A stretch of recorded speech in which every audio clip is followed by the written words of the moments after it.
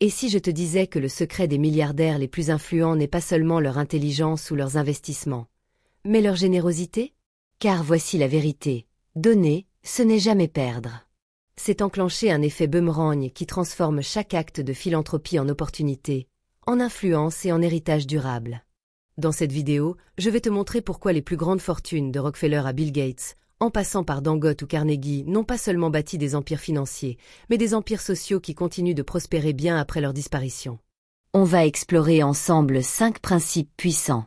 1. Comment la générosité revient toujours vers toi comme un boomerang. 2. Pourquoi la philanthropie est en réalité une stratégie d'investissement. 3. La confiance, cette monnaie invisible plus puissante que l'argent. 4. Le cercle vertueux de l'abondance que déclenche le fait de donner. 5. Et enfin, le secret de l'héritage durable que même le temps ne peut détruire. Alors si tu veux comprendre comment donner peut être la clé pour bâtir une richesse solide, respectée et immortelle, reste bien jusqu'à la fin. Avant de continuer, veuillez vous abonner s'il vous plaît afin de soutenir la chaîne. 1. L'effet boomerang de la générosité. On croit souvent que donner, c'est perdre quelque chose. Que partager son argent, son temps ou ses ressources, c'est se priver au profit des autres. Pourtant, la réalité est bien différente. La générosité est un boomerang. Chaque geste, chaque contribution que tu envoies dans le monde finit toujours par revenir vers toi, parfois multipliée, parfois sous une forme totalement inattendue.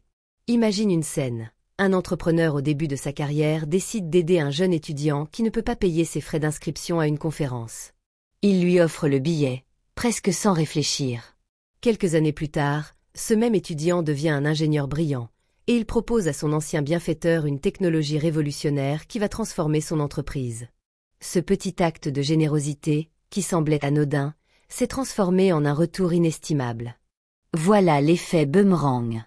La société humaine fonctionne sur un principe invisible mais universel, la réciprocité. Quand tu donnes, tu actives une loi sociale profondément ancrée dans la psychologie humaine. Les gens se souviennent de ceux qui leur ont tendu la main, surtout dans les moments difficiles. Cette mémoire collective, cette reconnaissance, devient une force. Et c'est elle qui attire opportunité, confiance et crédibilité. Prenons l'exemple de Andrew Carnegie, magnate de l'acier au XIXe siècle. Il a bâti une immense fortune, mais c'est surtout sa générosité qui a forgé son héritage. Carnegie a financé plus de 2500 bibliothèques publiques à travers le monde. Des millions de personnes ont eu accès à la lecture et à l'éducation grâce à lui. Ce qu'il a donné est revenu sous forme d'une réputation indestructible, d'un respect international, et même d'une influence qui s'est prolongée bien après sa mort. Aujourd'hui encore, son nom est associé à l'éducation et au progrès, preuve que la générosité est un investissement qui continue de payer au-delà d'une vie. Mais nul besoin d'être milliardaire pour expérimenter cet effet. Prenons un exemple beaucoup plus quotidien. Supposons que tu sois salarié dans une entreprise. Au lieu de garder ton savoir-faire pour toi, tu prends le temps d'aider tes collègues, de partager des astuces, de leur montrer comment éviter certaines erreurs. Ce que tu gagnes. Une réputation de personne fiable, compétente et surtout bienveillante. Alors, le jour où une promotion s'ouvre à compétence égale, ton nom ressort naturellement, car tu as déjà investi dans ton environnement par tes gestes généreux. La générosité agit comme un signal puissant. Quand tu donnes, les autres perçoivent en toi quelqu'un de stable, d'abondant, qui n'a pas peur de partager. Et dans un monde où beaucoup agissent par peur de manquer, cette attitude attire comme un aimant. Elle inspire confiance, elle crée du lien, et surtout elle ouvre des portes que l'égoïsme laisse fermer. Il y a aussi une dimension psychologique. Quand tu es généreux, tu modifies ta propre perception du monde. Tu passes d'un état d'esprit de rareté, où tout est limité, où chacun doit se battre pour une part du gâteau, à un état d'esprit d'abondance, où les ressources circulent, où donner ne signifie pas perdre, mais amorcer un mouvement. Cet état d'esprit influence la manière dont tu prends tes décisions, dont tu saisis les opportunités, et dont tu interagis avec les autres. Et forcément, ton environnement répond en écho. Prenons un autre exemple inspirant, Mohamed Younous, le fondateur de la Grameen Bank au Bangladesh. Au départ, il a prêté de petites sommes à des femmes pauvres qui n'avaient aucun accès au système bancaire. Beaucoup disaient que c'était de l'argent perdu, un geste inutile. Pourtant, ces femmes ont remboursé leurs microcrédits et ont créé de petites entreprises florissantes. Le geste de Younous, motivé par la générosité, a non seulement sorti des milliers de familles de la pauvreté, mais il a aussi propulsé Younous sur la scène internationale, lui valant le prix Nobel de la paix. L'effet boomerang, une fois de plus. Et ce phénomène ne se limite pas aux grandes figures de l'histoire. Il est partout autour de nous. Celui qui prend du temps pour écouter un ami traverse un jour une crise et reçoit un soutien inattendu. Celui qui partage ses connaissances sur Internet finit par être reconnu comme expert et attire des clients ou des collaborateurs. Celui qui investit quelques heures dans le mentorat d'un jeune talent récolte plus tard une loyauté indéfectible. Il est important de comprendre que le retour n'est pas toujours immédiat ni direct. Tu peux donner ici et recevoir là-bas. Tu peux semer aujourd'hui et récolter dans 10 ans. Mais la logique reste la même. Ce que tu envoies dans le monde circule et revient, souvent amplifié. Certains diront, mais il y a des gens qui profitent, qui prennent sans jamais rendre. Et c'est vrai. Mais ici intervient une autre loi. Sur le long terme, les opportunistes se grillent d'eux-mêmes. Leur réputation finit par les trahir. À l'inverse, celui qui donne sincèrement, même après quelques déceptions, finit toujours par bâtir un réseau solide, parce qu'il inspire confiance.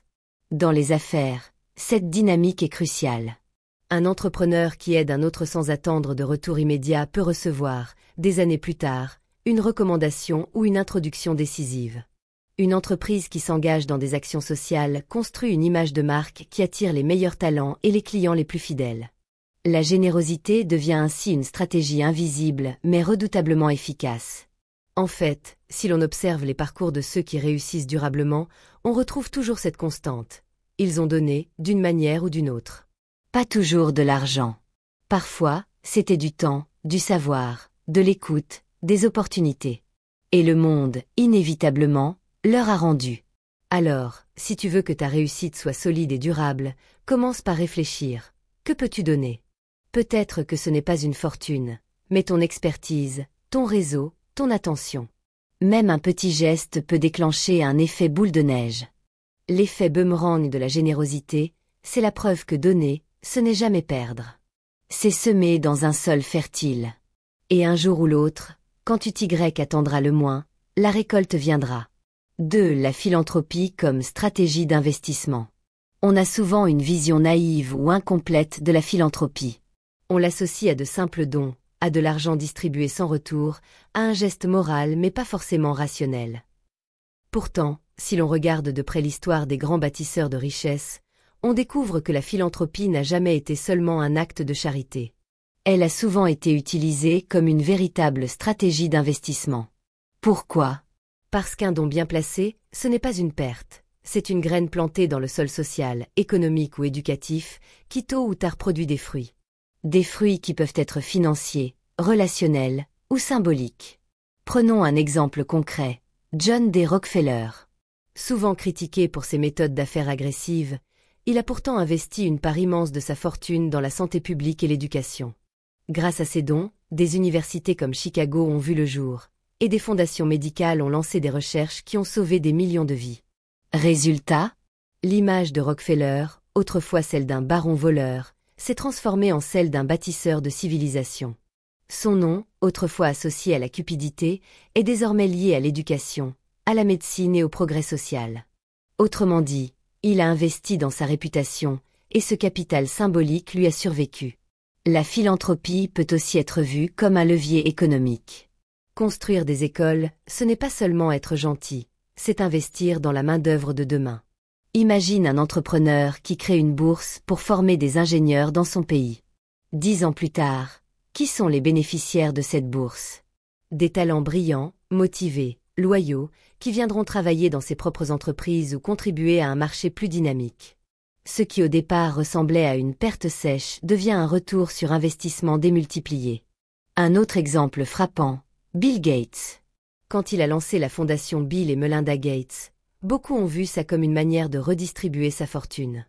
Mais en réalité, ses dons à la santé mondiale, aux vaccins et à l'éducation ont des impacts directs sur la stabilité des marchés et la prospérité future. En améliorant la santé publique en Afrique ou en Asie, il participe à créer de futurs marchés, des zones plus sûres, des consommateurs en meilleure santé et donc plus actifs économiquement. Sa philanthropie agit comme un investissement stratégique à l'échelle mondiale. Il y a aussi des cas moins médiatisés mais tout aussi parlants. Dans certains pays africains, de grands industriels financent la construction de routes, d'écoles ou d'hôpitaux. Pourquoi? Parce qu'en améliorant l'infrastructure, ils facilitent en même temps leurs propres affaires. Un entrepreneur qui construit une clinique dans une région isolée ne fait pas seulement un geste humanitaire. Il garantit une main-d'œuvre en meilleure santé, une communauté plus stable, et donc un marché plus fiable pour ses propres produits. On peut donc voir la philanthropie comme une forme d'investissement hybride. Elle crée de la valeur à la fois pour la société et pour celui qui donne. Contrairement à un placement financier classique, le retour n'est pas toujours immédiat ni quantifiable, mais il est bien réel. Et n'oublions pas le pouvoir du capital relationnel. Quand un entrepreneur ou une entreprise investit dans des causes sociales, il attire l'attention de décideurs, de gouvernements, de leaders d'opinion. Cela ouvre des portes, facilite des partenariats et construit des alliances solides.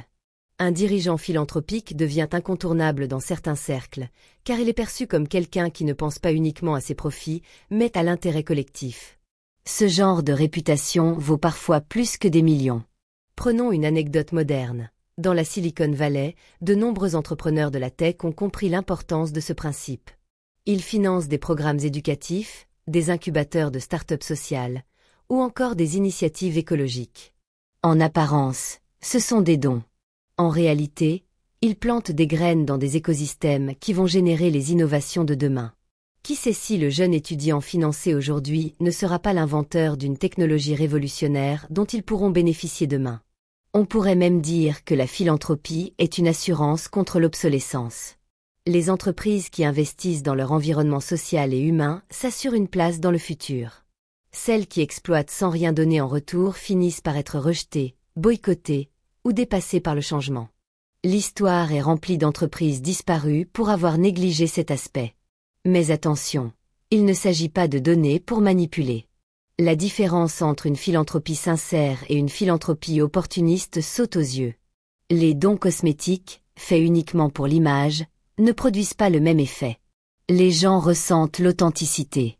Le vrai pouvoir de la philanthropie comme investissement, c'est quand elle est faite avec conviction, avec une vision de long terme, et non pas comme une simple stratégie de communication. Un dernier exemple inspirant, Mo Ibrahim, milliardaire africain des télécoms, a lancé la fondation Mo Ibrahim pour promouvoir la bonne gouvernance en Afrique.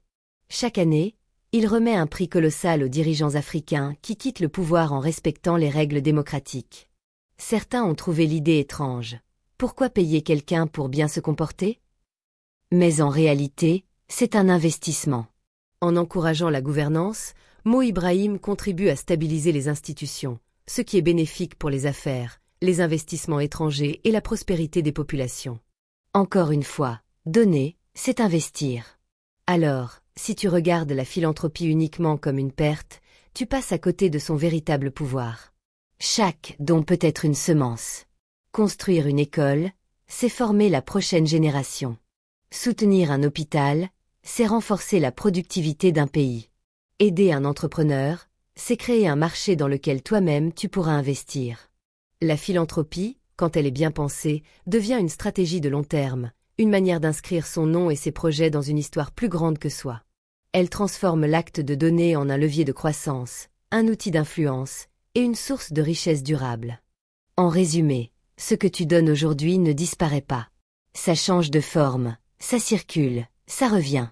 Pas toujours comme tu l'imagines, mais toujours sous une forme qui, tôt ou tard, enrichit. 3. La confiance égale monnaie invisible. On croit que la monnaie la plus puissante au monde, c'est l'argent. Mais si tu observes de près comment fonctionnent les relations humaines et les affaires, tu découvres vite qu'il existe une monnaie encore plus rare, encore plus précieuse, et surtout encore plus difficile à obtenir, la confiance. L'argent peut acheter des choses, mais la confiance, elle, ouvre des portes que même des millions ne suffiraient pas à déverrouiller.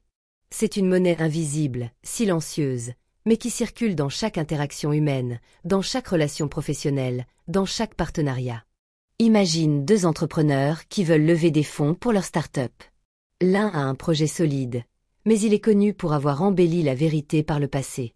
L'autre a un projet similaire, mais il est réputé pour sa parole impeccable, pour sa transparence, pour le fait qu'il fait toujours ce qu'il dit. Devine lequel attire les investisseurs? Pas celui qui a le business plan le plus brillant, mais celui qui inspire confiance. Parce que les investisseurs savent une chose.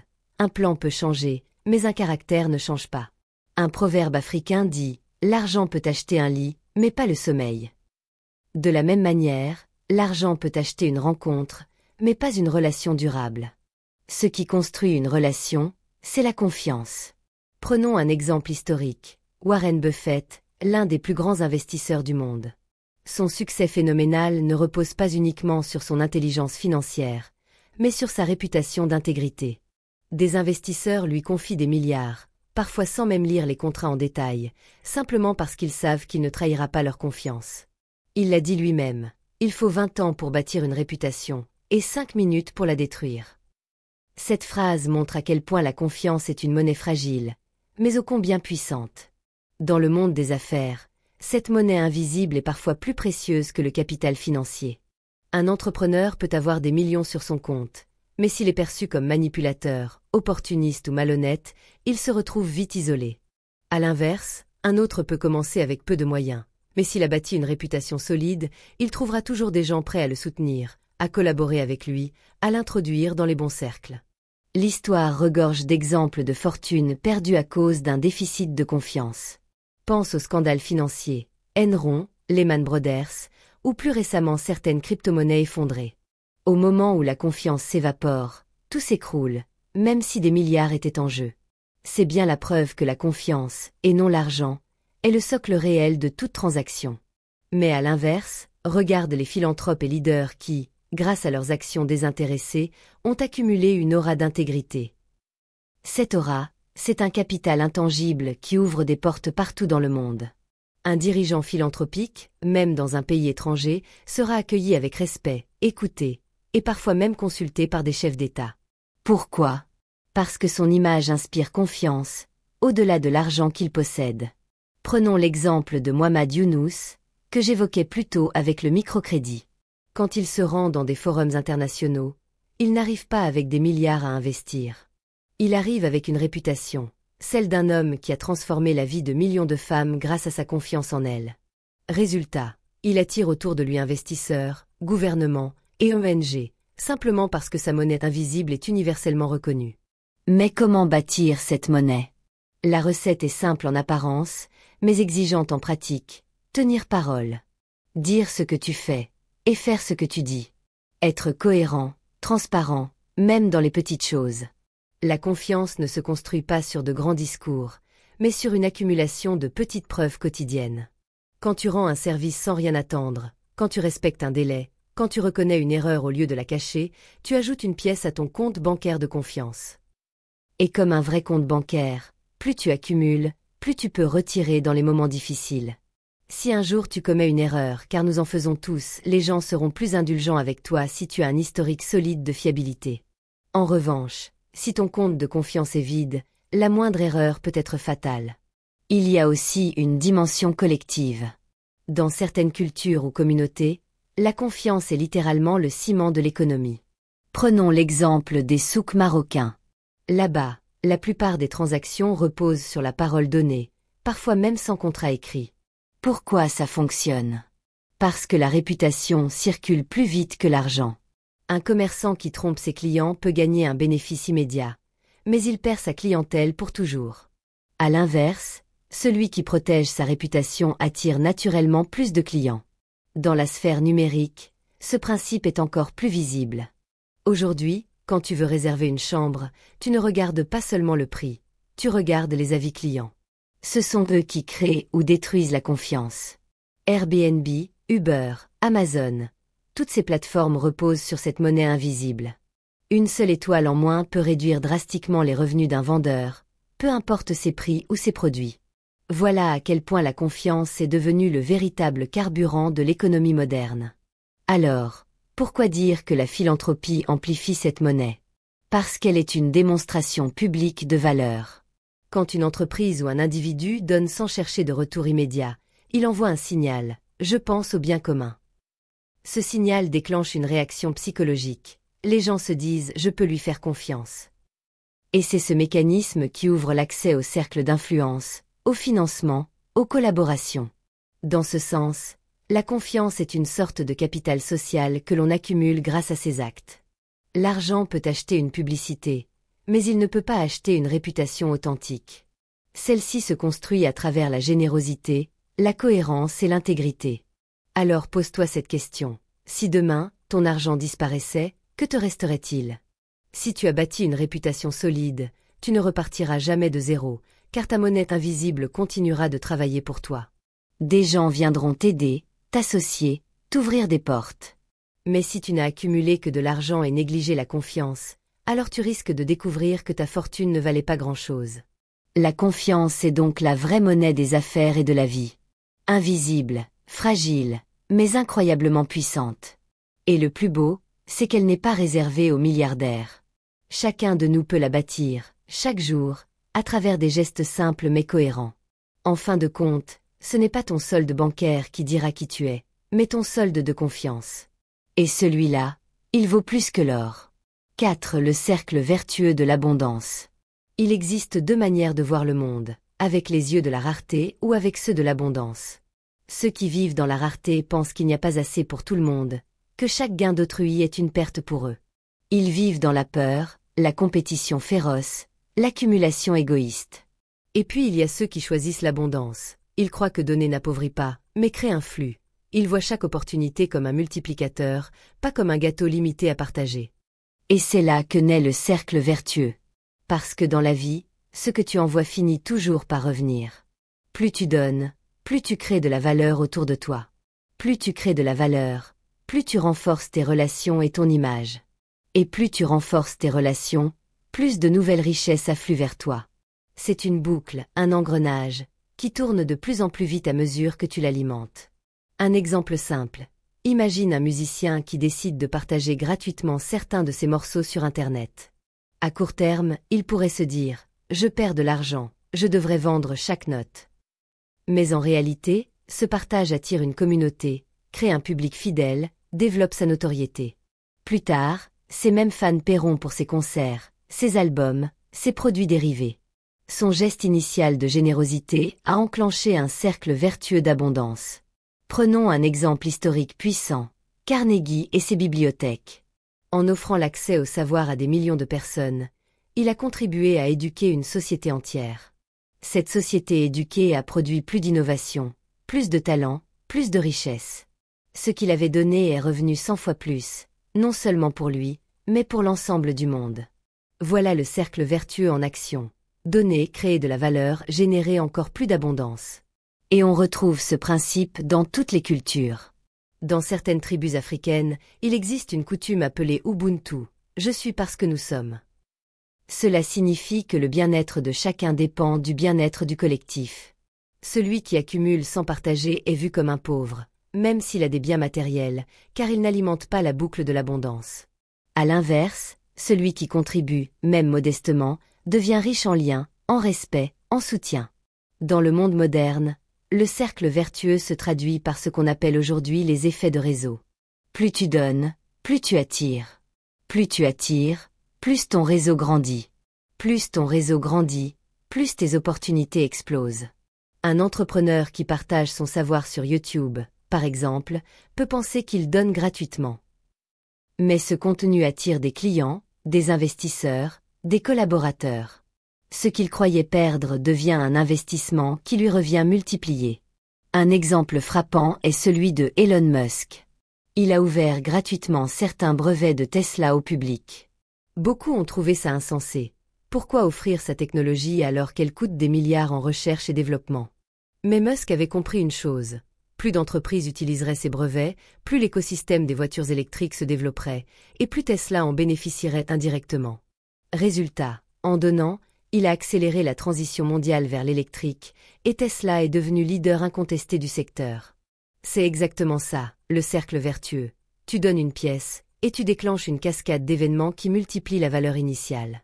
Mais attention, ce cercle ne fonctionne que si l'intention est authentique. Celui qui donne uniquement pour manipuler finit par se heurter au mur de la méfiance. Le cercle vertueux de l'abondance n'est pas une technique de calcul, c'est un état d'esprit. C'est croire sincèrement que la richesse ne diminue pas en étant partagée, mais au contraire qu'elle s'amplifie. Sur le plan personnel, ce cercle est visible aussi. Tu connais sûrement quelqu'un qui, par son énergie positive, attire naturellement les autres. Ce genre de personne qui encourage, qui valorise, qui soutient. Ces individus ont souvent des réseaux solides, des opportunités constantes, non pas parce qu'ils sont chanceux, mais parce qu'ils ont compris que donner sans compter alimente une boucle infinie. À l'inverse, observe les gens qui vivent dans la rareté. Ils gardent jalousement leurs idées, ils n'aident personne, ils craignent toujours de se faire voler quelque chose. À court terme, ils protègent leur petit tas. Mais à long terme, ils se retrouvent seuls, isolés, incapables de croître, car personne ne leur tend la main en retour. Un autre exemple inspirant, Oprah Winfrey. Tout au long de sa carrière, elle a donné de son temps, de son énergie, de ses ressources pour inspirer et élever les autres. Ses émissions étaient centrées sur la générosité, sur le partage d'expériences, sur la mise en lumière d'autres voix. Résultat, elle n'a pas seulement construit une fortune, elle a bâti un empire d'influence basé sur la confiance et la loyauté de millions de personnes. Elle a enclenché un cercle vertueux qui continue de tourner encore aujourd'hui. Ce cercle s'applique aussi aux entreprises. Les marques qui investissent dans la communauté, qui respectent l'environnement, qui valorisent leurs employés, créent une image forte. Les consommateurs, aujourd'hui plus conscients, les soutiennent davantage. Et ces soutiens renforcent la prospérité de l'entreprise. C'est pourquoi les sociétés les plus durables ne sont pas celles qui exploitent jusqu'à la corde, mais celles qui entretiennent la boucle de l'abondance. Alors, comment toi, tu peux activer ce cercle vertueux? Ce n'est pas compliqué. Ça commence par des petits gestes. Partager ton savoir au lieu de le garder pour toi, donner de ton temps pour aider un proche, encourager au lieu de critiquer, offrir ton réseau à quelqu'un qui en a besoin. Ces petites graines de générosité, semées jour après jour, créent un terrain fertile où les opportunités fleurissent naturellement. Et le plus beau, c'est que ce cercle est exponentiel. Plus tu donnes, plus tu reçois. Plus tu reçois, plus tu peux donner. Et ainsi de suite. C'est un cycle qui ne s'arrête jamais, tant que tu continues de l'alimenter. En résumé, le cercle vertueux de l'abondance n'est pas une théorie abstraite, c'est une loi universelle. Tu donnes, tu crées de la valeur, tu renforces ton image et tes relations, de nouvelles richesses affluent. Contrairement à la richesse rapide et isolée, celle qui s'appuie sur l'abondance est durable, solide, enracinée dans un réseau et un héritage. Alors la vraie question, ce n'est pas « que vais-je perdre en donnant ?», mais plutôt « quel cercle vertueux suis-je en train de déclencher ?» 5. L'héritage et la durabilité. Accumuler une fortune, c'est une chose. La préserver et surtout la transmettre, c'en est une autre. L'histoire est remplie d'exemples de fortunes colossales disparues en une ou deux générations, englouties par de mauvais choix, des héritiers impréparés ou simplement l'érosion du temps. Pourquoi? Parce qu'un capital uniquement accumulé est fragile. Il repose sur des chiffres, des biens matériels, des actifs financiers qui peuvent s'évaporer en une crise. Mais un capital nourri par la philanthropie, lui, s'appuie sur quelque chose de beaucoup plus solide, une communauté et une mission.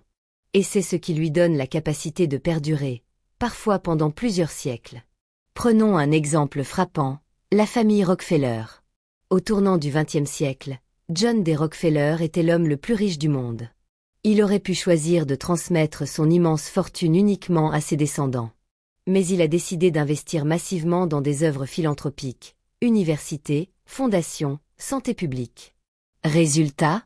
Aujourd'hui, plus d'un siècle après sa mort, son nom continue de résonner à travers le monde, non pas seulement comme celui d'un magnate du pétrole, mais comme celui d'un bâtisseur d'institutions durables. Sa fortune personnelle s'est diluée avec le temps, mais son héritage, lui, reste intact. À l'inverse, combien de milliardaires ou de familles immensément riches se sont éteints dans l'oubli parce qu'ils n'ont laissé derrière eux qu'une accumulation égoïste? L'argent seul disparaît, les valeurs transmises par la générosité perdurent. L'héritage n'est donc pas une question de quantité mais de qualité. Ce qui compte, ce n'est pas combien tu laisses, mais ce que tu laisses. Un enfant à qui on transmet uniquement de l'argent risque de le dépenser, de le dilapider, de se perdre. Mais un enfant à qui on transmet des valeurs de partage, d'effort et de responsabilité, héritera d'un capital bien plus solide que n'importe quel compte bancaire. Un exemple moderne illustre parfaitement ce principe. Bill Gates. Il a publiquement déclaré qu'il ne laisserait à ses enfants qu'une petite fraction de sa fortune. Non pas parce qu'il ne les aime pas, mais parce qu'il veut éviter de les piéger dans le confort destructeur de la richesse héritée. Le reste, il l'investit dans sa fondation, dédiée à la santé et à l'éducation. En faisant cela, il bâtit un héritage qui ne repose pas sur des milliards figés, mais sur des projets vivants qui continueront à transformer le monde bien après sa disparition. La durabilité d'un héritage se mesure à son impact intergénérationnel. Andrew Carnegie, encore lui, disait « Celui qui meurt riche meurt dans la honte ». Il voulait dire que la vraie responsabilité d'un riche n'est pas de garder sa fortune pour lui, mais de l'utiliser pour bâtir quelque chose qui servira à l'humanité entière. Et c'est exactement ce qu'il a fait. Ses bibliothèques, ses fondations, ses universités existent encore aujourd'hui, plus d'un siècle après sa mort. Regarde aussi Aliko Dangote, l'homme le plus riche d'Afrique. Au-delà de ses usines et de ses entreprises, il a investi dans une fondation qui finance la santé, l'éducation et la lutte contre la faim. Ce qu'il construit dépasse la simple logique de profit. Il plante les graines d'une Afrique plus forte, et c'est ça, son véritable héritage. Il y a aussi un aspect spirituel et émotionnel. Quand on donne, on ne laisse pas seulement des institutions ou des infrastructures, on laisse une mémoire collective. On devient un modèle, une source d'inspiration pour les générations futures. Nelson Mandela n'a pas laissé derrière lui une fortune financière, mais il a laissé une richesse bien plus puissante, un héritage moral de courage, de résilience et de réconciliation. Et cet héritage continue d'influencer des millions de vies à travers le monde. La philanthropie permet de transformer une réussite individuelle en un héritage collectif. Elle fait passer un nom du statut de riche à celui de bâtisseur. Parce que soyons honnêtes, la richesse seule ne protège pas de l'oubli. Combien de milliardaires du passé ont disparu de la mémoire collective? Mais les noms de Carnegie, Rockefeller, Gates ou Mandela traversent le temps, non pas pour ce qu'ils possédaient, mais pour ce qu'ils ont construit pour les autres. Et toi, même si tu n'as pas des milliards, ce principe s'applique. Ton héritage n'est pas seulement ce que tu laisses dans ton compte bancaire, mais ce que tu laisses dans le cœur des gens. Un parent qui donne de l'amour et des valeurs à ses enfants laisse un héritage inestimable. Un enseignant qui transmet la passion du savoir à ses élèves laisse une trace qui peut durer des générations.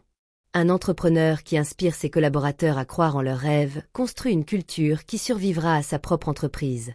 En fait, l'héritage est une question de semences. Ce que tu plantes aujourd'hui dans les gens, dans la société, dans ton environnement continuera de grandir bien après toi. Et la philanthropie est l'un des moyens les plus puissants de planter ces graines. Alors pose-toi cette question. Que restera-t-il de toi dans 100 ans? Ton argent? Probablement pas. Tes biens matériels? Non plus. Mais peut-être une école que tu as aidé à construire, un projet que tu as soutenu, une vie que tu as transformée. Voilà la vraie durabilité. La philanthropie transforme la richesse en héritage. Elle donne un sens au capital, elle l'inscrit dans une mission qui dépasse l'individu. Et c'est ce sens qui fait que les fortunes construites avec une vision de partage continuent d'exister, même après plusieurs générations. En fin de compte, la question n'est pas combien ai-je accumulé, mais qu'ai-je laissé derrière moi. L'argent s'épuise, les immeubles s'effondrent, les entreprises disparaissent. Mais un héritage fondé sur la philanthropie, lui, dure. Parce qu'il repose non pas sur des chiffres, mais sur des vies transformées. Et c'est là que se joue la différence entre une richesse fragile et une richesse immortelle. Tu l'auras compris, la vraie richesse ne se mesure pas seulement en chiffres sur un compte bancaire, mais en impact, en influence et en héritage. Chaque fois que tu donnes, que ce soit ton temps, ton argent ou ton savoir, tu plantes une graine qui, tôt ou tard, reviendra vers toi sous une forme bien plus grande. Alors pose-toi cette question. Que veux-tu vraiment laisser derrière toi? Un capital fragile qui s'épuise, ou un héritage qui traverse les générations? Si cette vidéo t'a inspiré, n'hésite pas à la partager pour que ce message touche plus de personnes. Abonne-toi pour ne rien manquer des prochains contenus, et surtout, souviens-toi, la philanthropie n'est pas une perte, c'est le plus puissant des investissements.